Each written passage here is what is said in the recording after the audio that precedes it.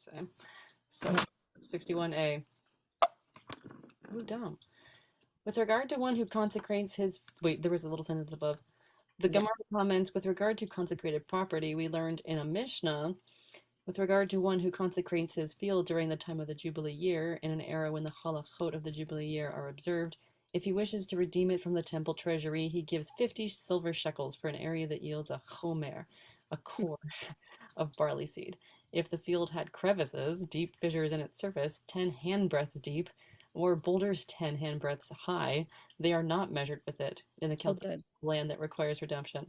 If the crevices or boulders are less than that, they are measured with it. What if they're like on the very verge of being 10? You know, it's Well, like that's not enough. 9.8. It says so right there. Wow. And we discussed the following problem. Granted that these areas are not consecrated together with the field, as they are 10 handbreadths higher or lower than the rest of the land, but let the crevices and boulders be consecrated by themselves, so that they should require their own redemption of 50 silver shekels per bait core. And if you would say that as long as an area does not amount to a bait core, it is not important, the Gemara raises a contradiction against this claim from a Baraita. Okay, what is the contradiction from They're this not claim? consecrated with the field, as they are 10 handbreadths higher or lower. Wait, so they even if they are 10 higher or lower, they still must be consecrated by themselves? Yeah, so if they are, all of that needs to be like put together and then consecrated by itself. But then the Gemara feels like basically it says so basically they're saying if you would say that as long as that doesn't amount to a bait core, it's not important. Uh-huh. Like because it's being separated out by itself, that's not important. The Gemara is about to contradict that. Okay. So the rabbis are about to say like, well, you can't do that. And you want to read? Sure. The verse states with regard to one who consecrates his field, part of a field of his possession, Leviticus 27:16. What is the meaning when the verse states this? Since it is stated in the same verse, the sowing of a homer of barley shall be valued at 50 shekels of silver. Oh, am I too loud? No, I don't know. I'm just, yeah. That's okay. I have derived only that this halacha applies to one who consecrated in this manner, i.e., consecrated an area fit to sow a chomer of barley. From where do I derive that this halacha includes a smaller area, one suitable for sowing a half core and half of a half core, which is a quarter of a core, the area of a seah and a tarkov, which is half of a seah and half of a tarkov, and even the area of a quarter kov. The Baraita restates its question. From where is it derived that these areas of land can also be consecrated and redeemed based on the fixed values of the Torah? The verse states a field in any case. I have to write from one who consecrated in this manner. A homer includes. So like they're wondering how small is a field? What do I derive includes a smaller area? Right. So Well, this is the Gemara's contradiction that if it uh, was smaller than a bait core, it doesn't matter because the Gemara is saying like, but look at this yeah, Baraita they're where we saying talked about these much really tiny smaller. things. Okay, Yeah. whatever a Tarkov is. Therefore, the Gemara's question remains, why aren't the crevices and boulders measured by themselves? Mar Ukva Bar Chama said, here we are dealing with crevices filled with water. Due to the fact that they are not fit for sowing, the crevices are not considered a field. The Cool. Gemara comments, the language of the Mishnah is also precise, as it teaches the case of crevices similar to the case of high boulders, which are also unsuitable for sowing. The Gemara affirms, learn from this comparison that this explanation is correct. So they must be filled with water. Yes. Go ahead. We could just The like Gemara. the other Yeah, one. we'll just trade off. The Gemara asks if so, i.e., if the crevices like boulders are unfit for sowing, then even if there's a disparity of less than 10 handbreadths as well, the crevices and boulders should likewise not be measured as part of the field. The Gemara answers if they are separated from the field by less than 10 handbreadths, these crevices are called the cracks in the ground. Similarly, boulders less than 10 handbreadths high are called the spine of the ground. They are considered regular features of a field, which typically have a few pits and mounds. Okay. So under that handbreadth, still part of the field. That's nice to, I mean, for them to be like, this is normal to have built boulders and crevices. With regard to a sale of a field, we learned in a Mishnah, Bava Batra, in the case of one who says to another, I am selling you a bait core of earth, If there were crevices 10 handbreadths deep or boulders 10 handbreadths high in the field, they are not measured with it. If the crevices or boulders were less than that, they are measured with it. And Mar Ukva Bar Chama says, even if they are not filled with water, nevertheless, they are not included. The Gemara asks, what is the reason for this difference between the two rulings of Mar Ukva Bar Hama? Why, in this case of sale, are the crevices not considered part of the field, even if they are not filled with water? Rav Papa says, because a person who buys a field does not want to give his money for one field, and yet it appears to him like 2 or 3 places. When purchasing a parcel of land, it is important to the purchaser that the land be one contiguous unit, so as to enable farming without any difficulty. Therefore, these areas of 10 handbreadths are not measured as part of the field, regardless of whether or not they are filled with water. So basically, that's enough to break up a field and make it feel like it's more than just one just contiguous like, field. what you would want. It's otherwise going to be really difficult. It means like you have multiple fields. Having discussed the halachot of a field with regard to consecration and sales, the Gemara asks, what is the halacha here with regard to measuring a field to see if it fulfills the conditions stipulated by one who betroths a woman, if it contains large crevices that are not filled with water? Should we say like background information? We're talking about like a farmer who betroths a woman with like the idea that like this is my field, and the rabbis were like, but if he just shows her any field, that's not like yeah. Oh yeah, this is still part of that discussion about betrothing the woman. Yeah. Do we compare it to the halacha of consecrated property and include these places, or do we compare it to the halacha of a sale, which means that they are not included? The Gemara answers, it stands to reason that we compare it to the case of consecrated property, as the husband can say to her, I will go to the trouble of sowing and bringing the produce from the lower or higher areas as well. Although the labor requires additional effort, he does possess a bait core of land. Okay, because yeah, it was all about like, if he has a bait core of land, then he can marry her. And right, and he's my allowed land to go, is broken up into weird crevices, but I'll still go get it for you because I love you. yeah. Mishnah, Rabbi Meir says, any condition that is not doubled, i.e., which does not specify both the result of fulfilling the condition and the result of the condition remaining unfulfilled, like the condition Moses stipulated with the children of Gad and the children of Reuben, who sought to settle on the eastern side of Jordan, is not a valid condition and is not taken into account at all. Okay, backing that up. Yeah. A condition that doesn't explain both when it's fulfilled and when it's not fulfilled, that's not actually a condition. Because if you just say when something is fulfilled, I think the argument is going to be, if you just say when something is fulfilled, then we don't know what it means for it to not be fulfilled. Any other way. You need to know what any condition that is not doubled. That is not like the condition of the children of Gad. Yes, so you need to talk about when it's both fulfilled and when it's not fulfilled. Okay. Stated is not a valid condition, is not taken into account at all. As it is stated, and Moses said to them, if the children of Gad and the children of Reuben pass over the Jordan with you, every man armed for battle before the Lord, and the land shall be subdued before you, then shall you give the land to Gilead for a possession. The land of Gilead, yeah. And it is written afterward, but if they will not pass over armed with you, they shall receive a possession among you in the land of Canaan. If they will not pass over armed with you. It's just basically saying that the two of them, that's both a fulfilled condition and a not fulfilled condition. So because Moses gave a condition like that. They either get the land of Gilead or the land of Canaan. Correct. Okay. Based on how that like situation worked out. Rabbi Hanina ben Gamliel says, one cannot derive the requirements of conditions in general from that particular case, as with regard to the nullification of the condition of the children of Gad and Reuben, it was necessary to state the matter as otherwise. If the verse had not specified both sides of the condition, it might have thought it meant that they will not inherit even in the land of Canaan. Might have been thought, okay, even in the land of Canaan. One might have thought that if the tribes of Gad and Reuben would not fulfill the condition, they would forfeit their right to inherit anywhere. It was therefore necessary to specify that they would not lose their portion in Eretz Yisrael. Consequently, it is possible that with regard to a standard condition, with no such understanding is likely to take place, where no such misunderstanding is likely to take place, it is not necessary to mention both sides. So yeah, it's like either they got no land at all, or they only get land in Canaan. But no, it's like they get the choice of Canaan or Gilead. Right. And so because it was that special case, they needed to state both the conditions of it being fulfilled versus the conditions of it not being fulfilled. Gemara. Rabbi Chanina ben Gamliel is saying, well, i.e., presenting a reasonable objection to Rabbi Meir.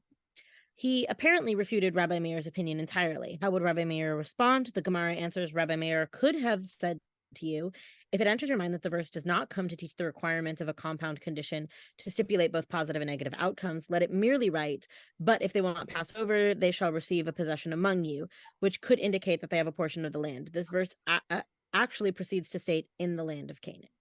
So the moral of the story is you have to be very specific, and if you're gonna say things, you have to be like, you're gonna go to the movies with me, or we're not, or either we're gonna go to the movies or we're not gonna go to the movies. And so what are we gonna do if we don't go to the movies? Well, you have to say, we're gonna play board games instead. It's Exactly. To important be to have specific. some other alternative, I guess.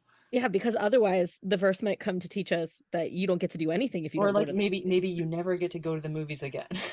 Like exactly. you either go to the movies now or you never go to the movies.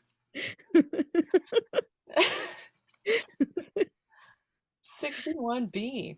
Why do I need this extra phrase? Conclude from it that it comes to teach the requirement of a compound condition. Like, okay, either we go to the movies now or we do something else now.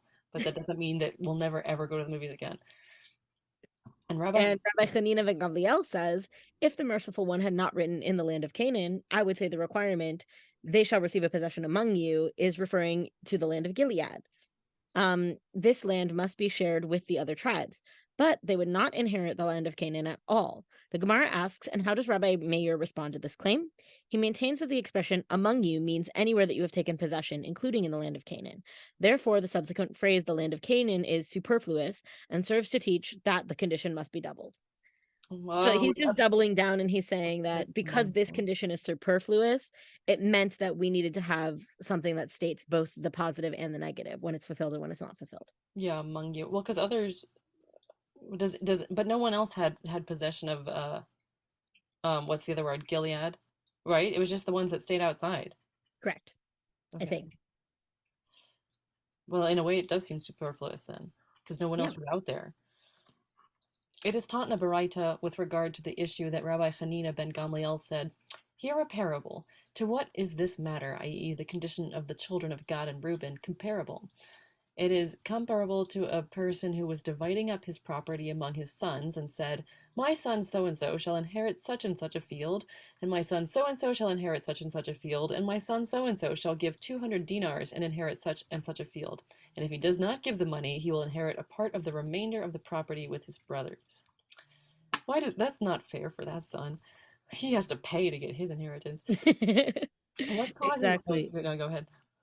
No, I was just really excited. Okay, so I went to go read the Hebrew up there, Oh, um, because I couldn't see it, and it's my favorite this name. Hebrew here. Yeah, the Hebrew here, just because we skipped past it pretty fast. Oh, And it uses my favorite Talmudic name, which is Poloni.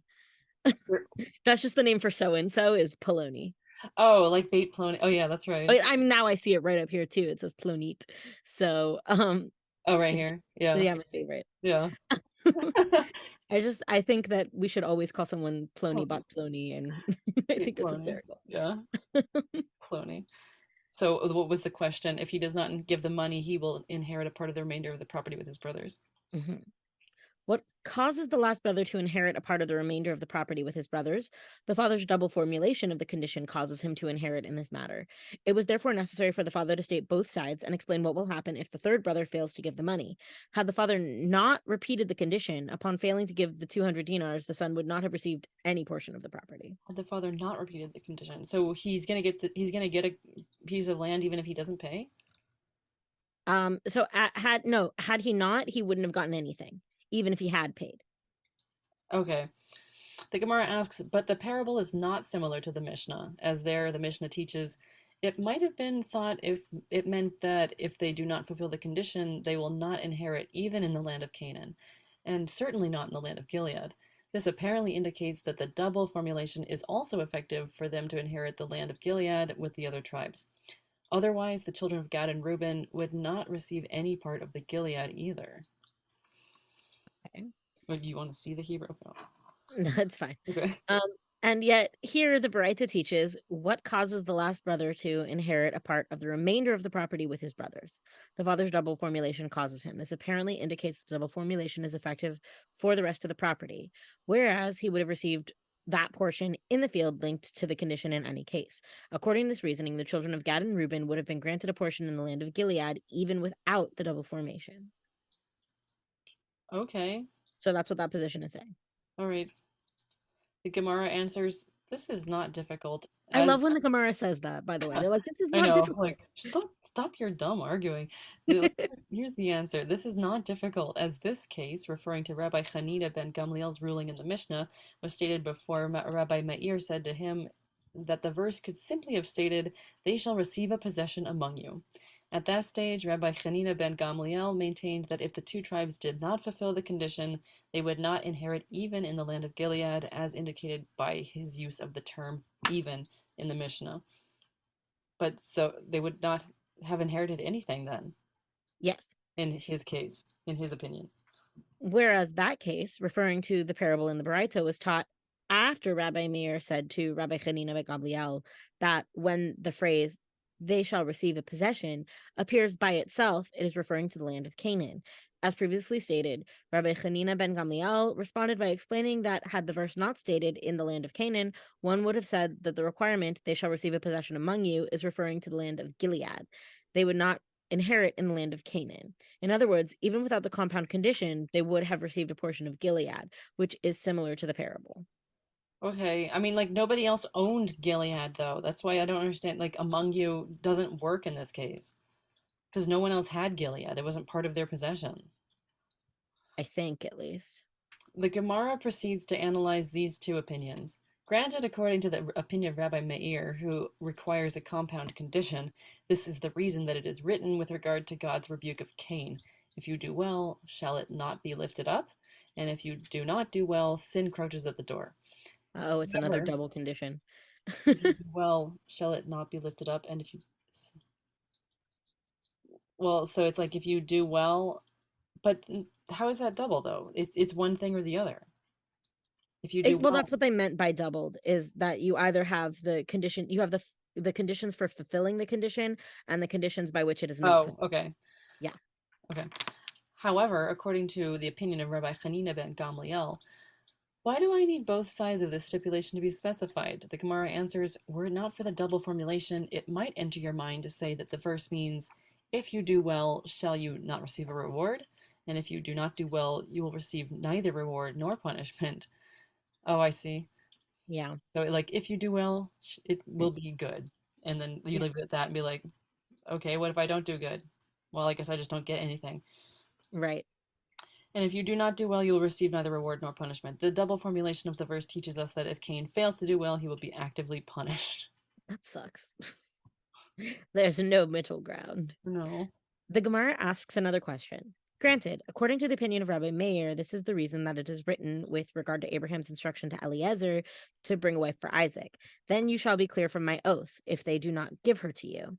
However, according to the opinion of Rabbi Hanina ben Gamliel, why do I need this addition? This positive formulation of the oath already indicates the negative. hmm The Gemara answers, it was necessary for this to be stated. If Abraham had stated only, and take a wife for my son, it might enter your mind to say, in a case where the arrangement is satisfactory for her, but not satisfactory for her family, he should bring her against their wishes. The verse therefore teaches us that Eliezer is not obligated to bring her against her family's wishes. That's nice, I guess. I'm not sure that it says that, but okay. Yeah. The Gemara inquires about another verse in the chapter. If the woman is not willing, if the woman is not willing to follow you, why do I need this clause? The Gemara answers, it was necessary since it might enter your mind to say, if it is if it is satisfactory for them, but not satisfactory for her, he should bring her against her wishes. The verse therefore teaches us that he should not bring her against her wishes. Oh, good. Because We it seemed love like it. in this one above that it's not a case, it's not a win for the woman because she has to go with her family as well. But in this case, Yes. it's a win for the woman. And then we love Talmudic wins for the woman. I know. Just keep it tally. The Gemara asks a Maybe related that's what we question. call this, wins for the women studying Talmud. Yeah, exactly. The Gemara asks a related question. Granted, according to the opinion of Rabbi Meir, this is the reason that it is written, if you walk in my statutes, you will receive blessings. Conversely, and if you shall reject my statutes, you will receive curses. Is this part of the um that one prayer that gets broken up? Bennett and Mar, you know which prayer I'm talking about? I don't know. Um, is it the Yom Kippur one, or is No, there? the one that we do every Saturday morning. Like I can't sing right now. Just did it today. Oh, maybe. I'm embarrassed. I don't know. I don't remember. But I just know that in Reform we break that one up. We do part of it, and then we take out the middle part, and we just do like this poem, and then we do the rest of it. Uh, Um, the Gemara, it's not part of the Ve'ahavta. no, Okay. And if you shall reject my statutes, you will receive curses. However, according to the opinion is of it? Rabbi Hanina ben Gamliel, why do I need both of these clauses? The Gemara answers, they are both necessary, as it might enter your mind to say, if you follow my statutes, you will receive a blessing, whereas if you reject my statutes, you will receive neither a blessing nor a curse. The verse therefore teaches us that the rejection of God's statutes warrants a curse. Good. Okay. The Gemara again inquires, granted, according to the opinion of Rabbi Meir, this is the reason that it is written, if you are willing and obedient, you shall eat of the good of the land, but if you refuse and rebel, you shall be devoured by the sword. But according to the opinion of Rabbi Hanina ben Gamliel, why do I need this double formulation? The Gemara answers in a similar fashion. It is necessary, as it might enter your mind to say, if you are willing, you will receive good, i.e., reward. But if you refuse, you will receive neither good nor bad. The verse therefore teaches us that this is not the case, and that one who rebels will receive punishment. Same issue with Cain earlier. Yeah, this is a short one. In connection with the verse from Isaiah, the Gemara asks, what is the meaning of the phrase? And that's for tomorrow. Yay! Yay. We did Talmud. it. So far what we've discovered is that you need to be very specific. Double formulations where you talk about a condition being fulfilled and not being fulfilled, Yeah, important. And also sometimes the women win. sometimes. Yeah. We'll just keep keeping tally of them. My Great. cats are here, and yeah, they'll be helping us study Talmud as well. Great. I love your cats so much. I hope you sleep again. All right. All right. We're Mwah. recording. Bye. Bye.